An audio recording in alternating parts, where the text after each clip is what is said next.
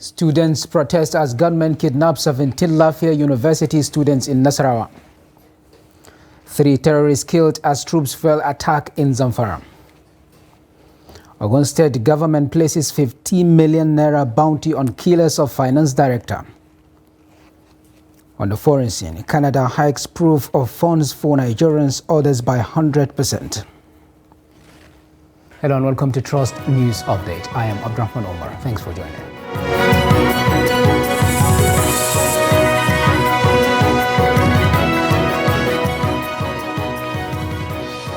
And now the news in full.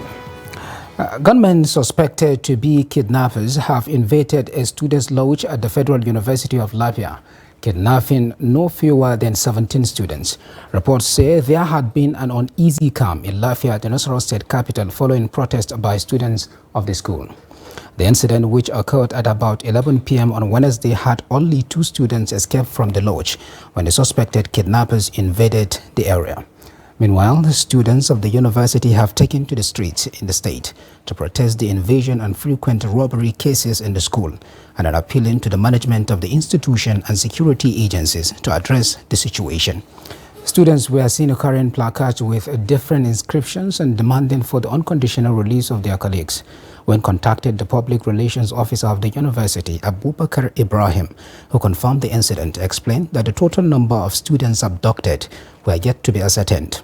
Confirming the incident, public relations officer of the Nassarawa State Police Command, DSP Ramhan Nansel, said the command was yet to confirm the actual number of students that were abducted, adding that the identity of the victims still remain unknown.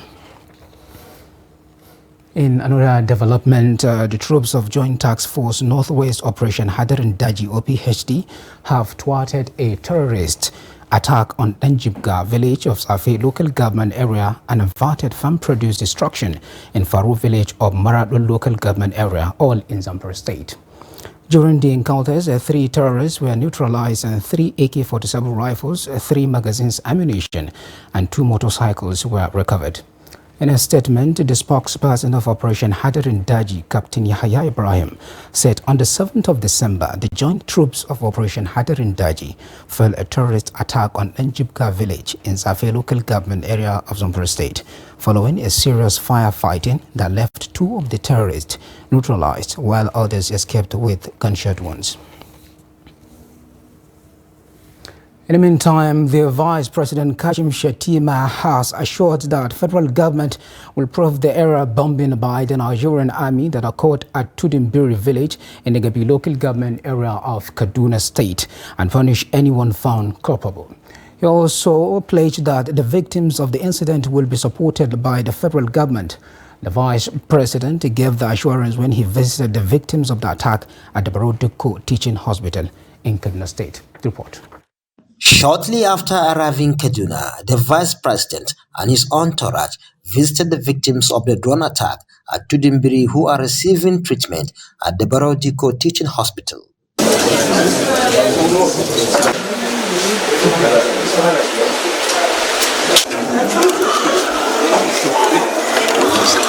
After sympathizing with the victims, the Vice President reiterated the federal government's commitment to investigate the incident. All measures will be taken to ensure that future occurrences are averted. And most importantly, the government will go to the root of the issue, and if anyone is found culpable will be punished accordingly. The government is fully committed towards completely eradicating banditry and armed kidnapping. At the Sir Kashim Ibrahim House, the Vice President met with religious and traditional leaders to consult them over the loss of lives during the ugly incident. The President approved the commencement of the Pulaku initiative by next month. Actually, our intent was to kick off the program in Sokoto. But in the light of recent developments, the President directed that the Pulaku initiative should be kick-started here in Kaduna State. And Tudimbiri will be the best beneficiary. We are going to build houses, clinics, schools, veterinary clinics, empowerment initiatives, solar energy. It's a complete package of solutions. It's a non-kinetic response to the problems of banditry and kidnapping in the northwest. Members of Tidimbiri community, Jama'at Nassarawa Islam, and the Christian Association of Nigeria emphasized the need for government to avert a recurrence of such incidents. Kaduna State Governor Ubasani assured of the state government's support for the victims. On our part, the Kaduna State government will do everything to ensure that we look after those in the hospitals. We provide medical care for them. We pay for all their bills. And even those that have lost their parents, the orphans there who have children, the Kaduna State government will also look at them and cater for them, support them. The army drone attack, which occurred on Sunday, killed at least 85 members of Tidimbiri community, leaving several others injured. Bella Musa, Trust TV News, Kaduna. Now, in its resolve to eradicate a criminal element from the state and ensure a hinge-free Christmas celebration, Imo State Police Command, under the leadership of CP Danjuma Boki, says it has intensified plans to get rid of those whose stock in trade is to wreak havoc and destroy the peace of the state. Aboki disclosed this while parading suspected ESN IPOB members who were arrested in the state by the operatives of the anti-kidnapping unit after a heavy gun battle. Trust TV's correspondent Ajibade Press tells us more in this story. Speaking at the command's headquarters on Monday, shortly after the operation was carried out, the CP opined that it was yet another huge success recorded by the operative of the anti-kidnapping unit of the command, as they successfully dislodged these dangerous men from their criminal hideouts. The suspects, numbering 17 in number, are between the ages of 18 and 28 years old. Following the last 12 days arrest of some of the hoodlums, some of them made confessional statements that led the anti-kidnapping units of this command into a thick forest. When they sighted the police team, they engaged the police, the unit on gun duel, and our personnel overpowered them.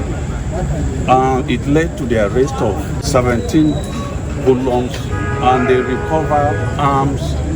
The kingpin, Chukwuebuka Obi, a native of Ngopala, in his confessional statement affirmed their involvement in nefarious activities in the state, all in the name of fighting for Biafra. As the Eastern Security Network, we fight for Biafra, fight for freedom, and some other illegal activities. Like what and what? Like fighting against the Nigerian police in Igbo land. The suspect also made some shocking revelations on how they have been attacking police stations and killing policemen in their state. You told me you fight against police, yes, and you are aware police have been dying in these states as a result of attacks here and there. So yes, tell me. That's the handwork of the Eastern Security Network. Moreover, Eastern Security Network has no one branch. There are many branches, which I can't even tell you, because we have many branches all over here in Imo State. There are many camps of Eastern Security Network here in Imo State. Okay, your own camp. Have people attacked police before? Your own camp? Yeah. Yes, sir. In Ogo police station, sir. What and what did you do there? We went there to attack some policemen, sir. So on the process, after the work, we lost one of our members. The Commissioner for Police also used the medium to assure residents of the state of their preparedness to keep the state safe and secured during and after the Yuletide. And I'm appealing to Imolites in and out of this country. They are free to come to Imo and celebrate their Christmas and New Year festival without any molestation. Thank you. Danjuma said all suspects will be charged to court to face the wrath of the law upon the completion of the investigation. Ajibade Praise, Trust TV News, Owerri. Ogun State government on Friday announced 50 million naira reward for anybody who could provide information leading to the arrest of the killers of Tayo Oyekanmi, the former Director of Finance and Administration attached to Governor Dapo Abiodun's office, Okemoson Abeokuta. Oyekanmi, age 51, was last Wednesday, November 29th, killed by gunmen at the Kuto flyover bridge, Abeokuta. The deceased, alongside two others, were accosted by the gun-wielding hoodlums while returning to the governor's office, with many said to have been withdrawn from two major commercial banks within Abeokuta metropolis. The gunmen killed the Efon Yin Tedo-born chartered accountant and made away with youth cash.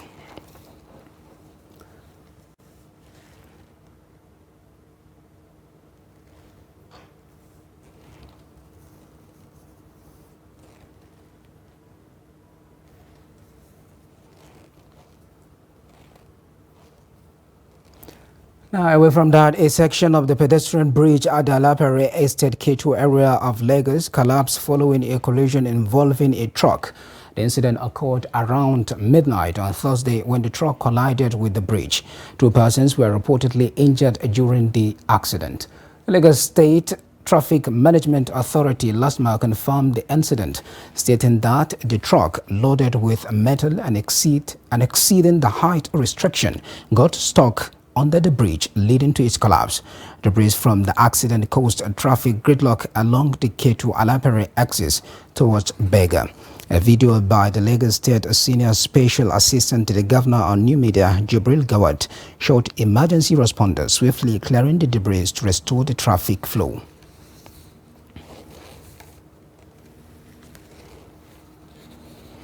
Now, away from that, the National Judicial Council (NJC) has recommended the compulsory retirement of a judge of the Osun High Court, S.O. Falola, over an alleged false order.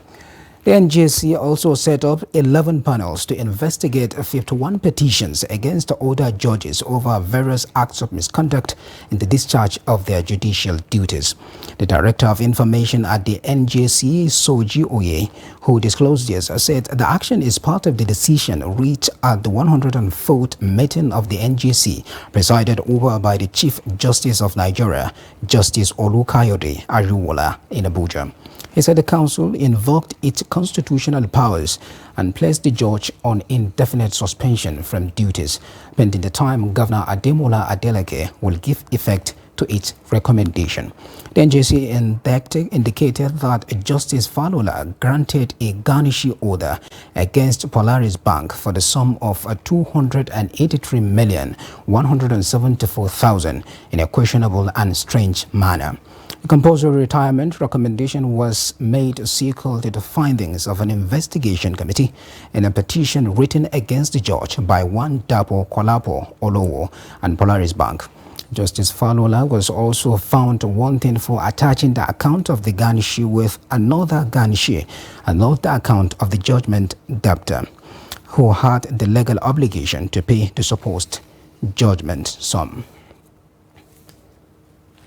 In the meantime, the House of Representatives Committee on Aviation and Aerospace Technology says it will look into the controversy surrounding the Launch Nigeria project and Nigeria Air project and inform Nigerians accordingly.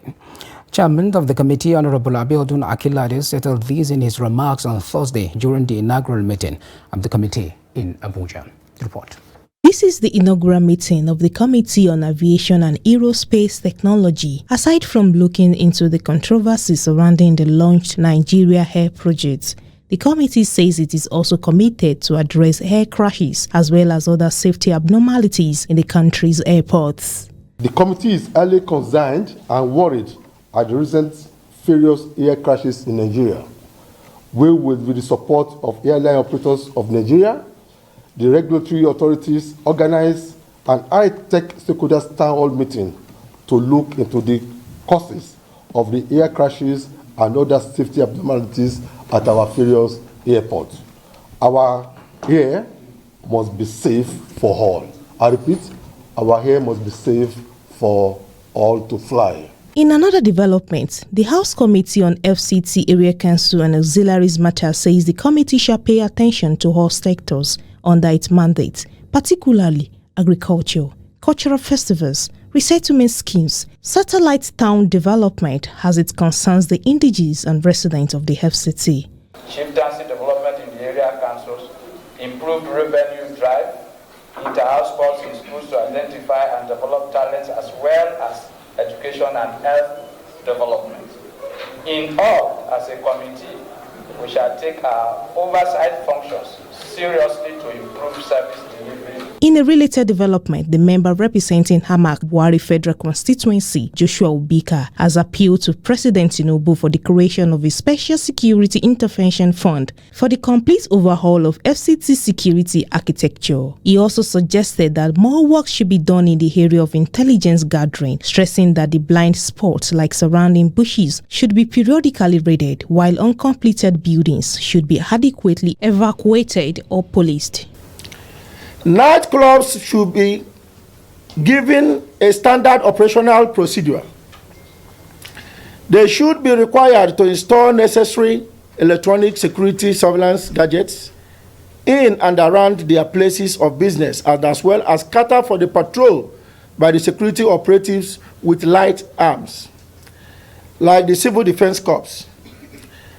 As we enter into the festive season, there is no doubt that crime is likely to spike. Other areas are lighted that requires urgent intervention in the FCT according to the lawmakers includes education sector reform, health, urban transportation, rural infrastructure, housing, environment, amongst others. Trust TV News, Abuja. This is Trust TV News Update. Coming off after the break. We take a look at Nigeria's quest to attain food security. Details of that and more after the break. Please stay with us. We started manufacturing leather since 1958. But the most important thing is that if the system is checked correctly, we won't have where we are now. If somebody has depression, they may just be very irritable and unproductive in the office. So you find on average already about 1 in 4, 1 in 5 Nigerians already have a mental illness, a mental health condition that needs some form of attention. No matter how good an economy is, if the federal government goes bust, believe me, everything in the economy is just a matter of time it will go bust. So first of all, about maybe slightly above, below 70% is in federal government securities. If government has banned importation of fertilizer and states are doing it at the level of governance, but I believe that production and distribution of fertilizer should be left to the private sector. This is the general multi-purpose card and it has a chip here. So this chip is about 80 kilobytes. The one that you get from the bank for ATM is just 4 kilobytes. So this is like 20 times.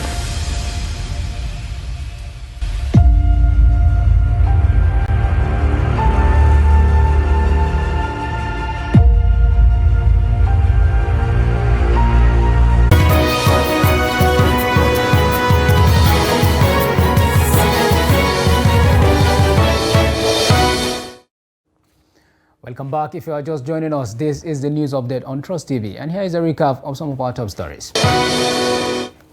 Students protest as gunmen kidnap 17 Lafayette University students in Nassarawa, and 3 terrorists killed as troops fuel attack in Zamfara.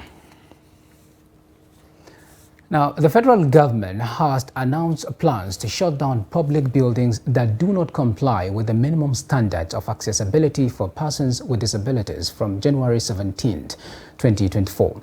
The Executive Secretary, National Commission for Persons with Disabilities, James Ladu, disclosed this on Thursday while briefing newsmen in Abuja. The briefing was as part of the 16 days activism to commemorate the 2023 International Day of Persons with Disabilities.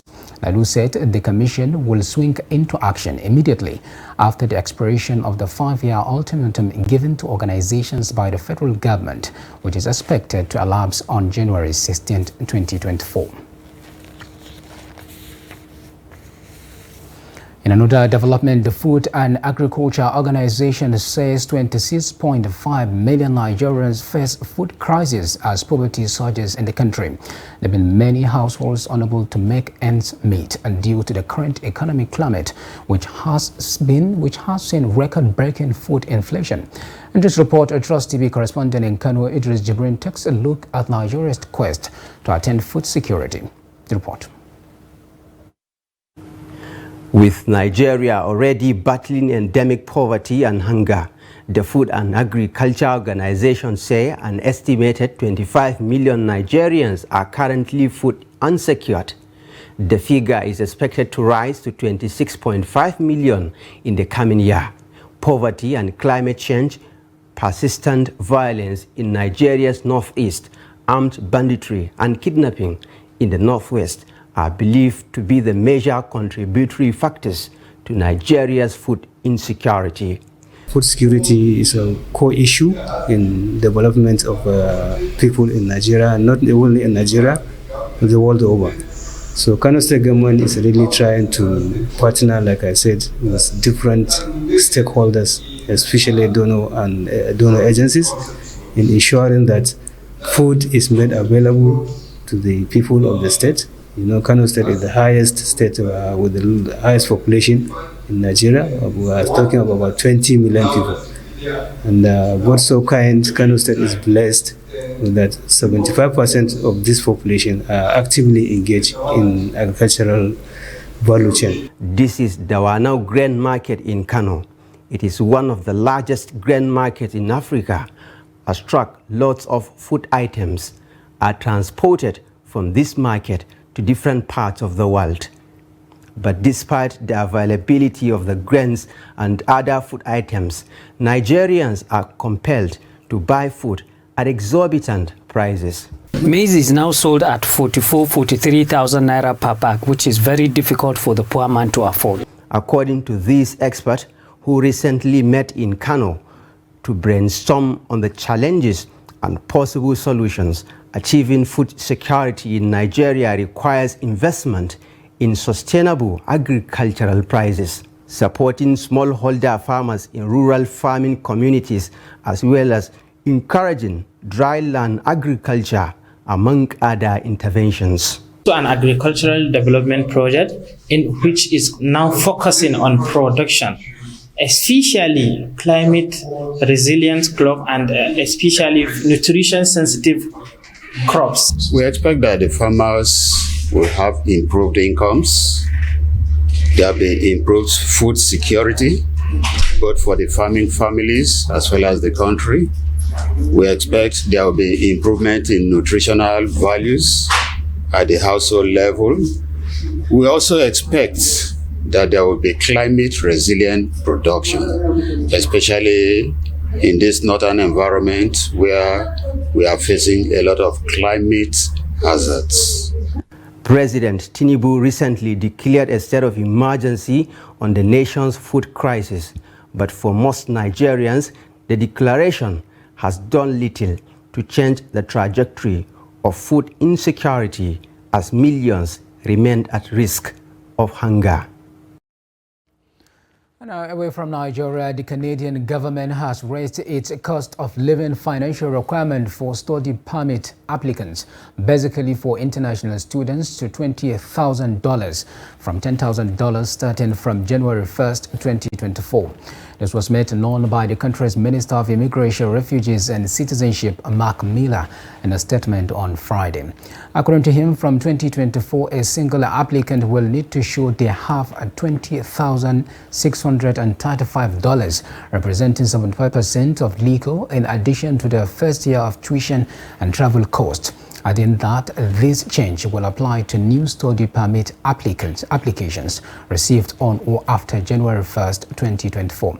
Starting January 1st, 2024, the cost of living financial requirement for study permit applicants will be raised so that international students are financially prepared for life in Canada. For close to 2 decades, study permit applicants for international students have remained at $10,000. This review, which takes effect from January 1st, will help prevent students' vulnerability and exploitation, the statement added.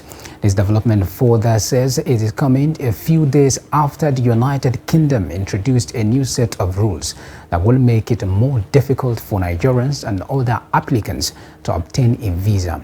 Home Secretary James Cleverly announced the changes in the House of Commons on Monday. And now finally on sports news, the Italian anti-doping prosecutor has requested a 4-year ban for Paul Pogba following his doping scandal, which is the standard sentence for this type of offense. As a reminder, the Frenchman had tested positive for doping back in August and had been suspended since mid-September. At the beginning of October, the midfielder failed a B test, which confirmed the initial drug test. Pogba reportedly refused to plea bargain, which could have reduced his sentence to only 2 years, and is now awaiting his judgment in front of the National Anti-Doping Court. Still on sports news, LeBron James scored 30 points as the Los Angeles Lakers beat the New Orleans Pelicans 133-89 to reach the final of the NBA's in-season tournament. James, who will turn 39 on 30th December, also had 8 assists and 5 rebounds in under 23 minutes on court. The Lakers will face the Indiana Pacers in Saturday's title game after they beat the Milwaukee Bucks 128-119 in the Thursday's other semi-final. James, who made 9 of his 12 attempts from the floor, set out the fourth quarter with the Lakers in full control, having outscored the Pelicans 43-17 in the third quarter. In the first semi-final of the inaugural tournament, Tyrese Haliburton scored a team-leading 27 points and added 15 assists to help the Pacers inflict a surprise defeat on the top-seeded Bucks. The Bucks were led by 37 points and 10 rebounds from two-time NBA Most Valuable Player Giannis Antetokounmpo. The 2021 NBA champions took a 94-92 lead into the final period, but Bruce Brown put Indiana ahead with just over 6 minutes remaining, and they were able to hold on to reach Saturday's final in Las Vegas. And with that, we have come to the end of the Trust TV News Update. Do not forget to follow us across all our media platforms and our YouTube live stream for more news, programs, and documentary. I am Abdurrahman Omar. Thanks for watching. Bye for now.